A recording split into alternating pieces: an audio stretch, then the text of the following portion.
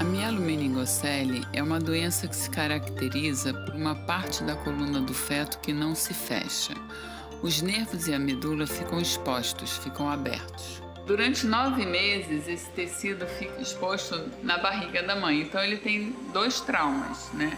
O trauma da movimentação no útero, né? Que mexendo e batendo na parede e tudo. E o segundo, o próprio líquido amniótico, dá uma alteração química. Até hoje eu me lembro desse diagnóstico que ele me deu, que o Matheus seria vegetativo, que as pessoas falam, né?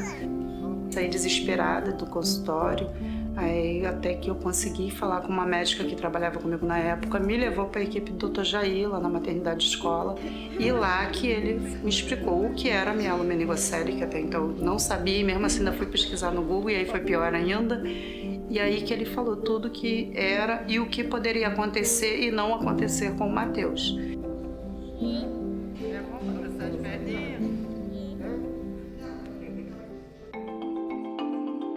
O obstetra, ele faz uma incisão fanistil, como se fosse de uma cesárea.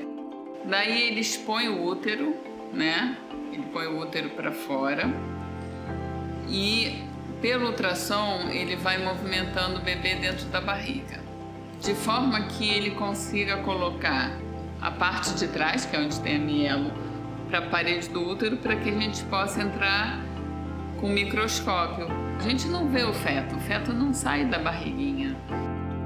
Então, a partir do momento que ele dá essa abertura, a gente entra com o microscópio e vai fechando. Libera toda essa medula e fecha as camadas que não foi fechado pela natureza, né? Então, a cirurgia foi muito legal, a gente operou por 21 semanas, uma idade baixa, isso é muito bom, melhora a expectativa do resultado para essa paciente, deu tudo certo, a gente já tem mais de 40 mielos operadas e esperamos que esse seja mais um caso exitoso. Quando teve a cirurgia intraútero, que a gente fez essa última ultra, o Matheus deu um pinote com a perna esquerda. E logo após a cirurgia intraútero. Então hoje as pessoas até falam assim, cara, pessoas leigas, vamos pôr assim, para que tu fez a intraútero? Porque Matheus teve hidrocefalia, Matheus anda de cadeira de roda, mas a intraútero não era para isso. Acho que a resposta maior para mim veio o movimento das pernas do meu filho. A maioria dessas crianças elas são aceitas pelo grupo, mas aí começa a crescer e chegar na adolescência, então aí começa a parte psicológica, né? Porque aí começa a questão de sair, de até a parte namorar. Então, quando você tem um centro, né, em que trata essas crianças, fisioterapia, começa a ter os grupos de pessoas, né, que passam pela mesma coisa. Porque qual é a tendência quando você tem uma criança doente? É botar numa redoma. Você tenta proteger o seu filho do que existe, porque você já fica com pena do que aconteceu. E isso, a longo prazo, não é tão bom para a criança, entendeu? Porque ela tem que se desenvolver. Então, quando você tem um grupo, um centro de reabilitação para torná-la o melhor possível, isso ajuda muito. Quando tirou as medidas do Matheus, eu lembro até hoje, quando ela falou que ia fazer as medidas da cadeira de roda. Eu falei, não, da cadeira de roda não precisa, que o Matheus tem o movimento das pernas.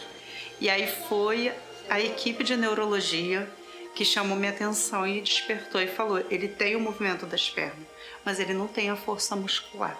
Então, se apoie a todo instrumento que seu filho tiver que usar, sim.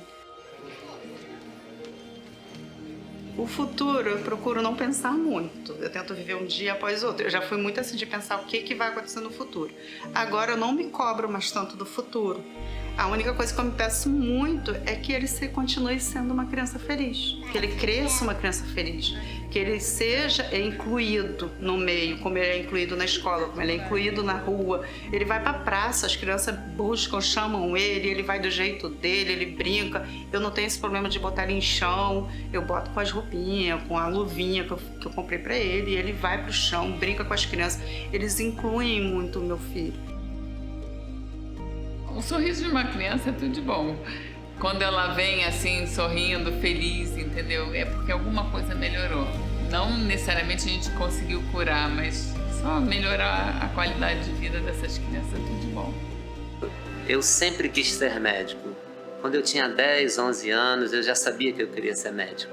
Nunca tive dúvida.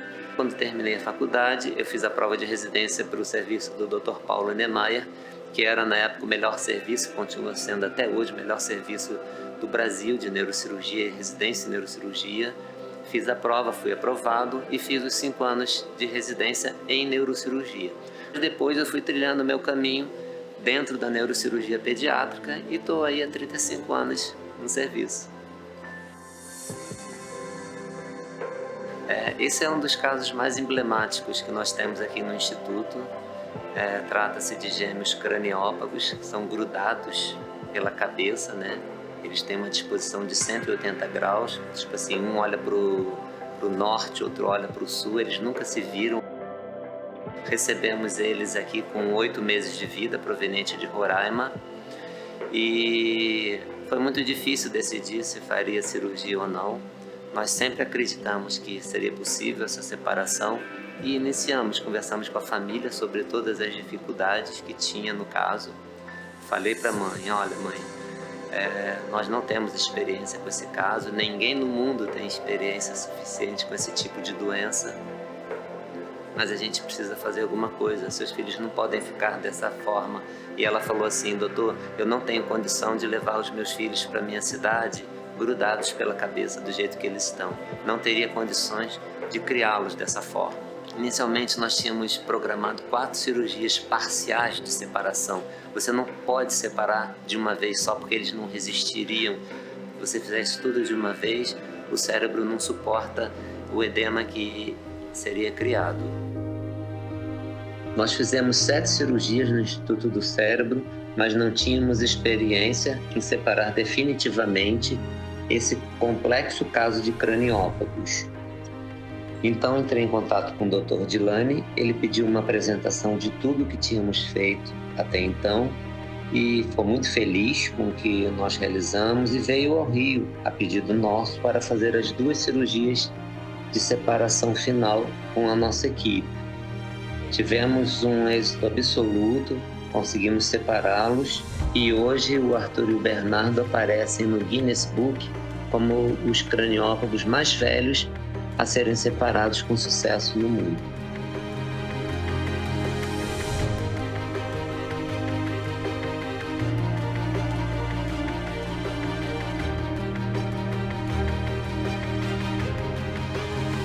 We have just finished the twin separation surgery. Surgery has gone really well. It's an excellent team here with Dr. Mafaraj, and it's all gone really well.